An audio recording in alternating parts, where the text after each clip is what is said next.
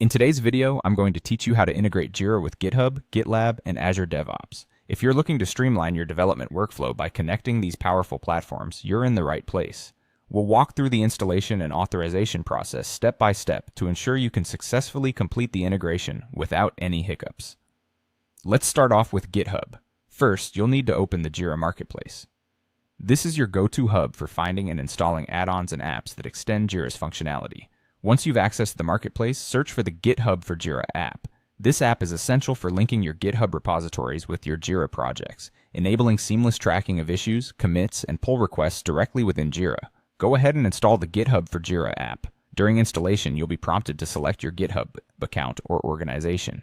This gives the app access to your selected repositories, so ensure you choose the correct account. Once you've made your selection, you'll need to grant repository access. This step is crucial because it allows Jira to interact with GitHub and retrieve necessary data. Following this, you must authorize access to Jira.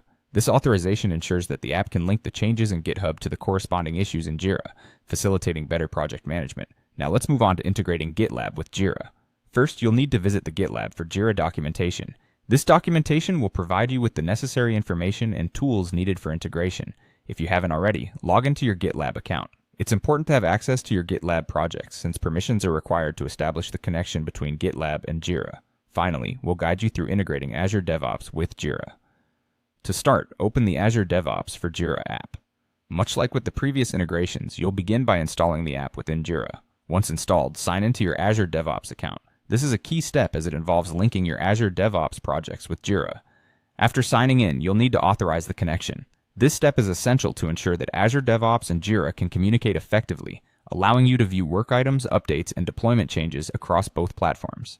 And there you have it, a comprehensive guide to integrating Jira with GitHub, GitLab, and Azure DevOps. By following these steps, you can create a unified project management experience, effortlessly sync data, and enhance collaboration across your development team.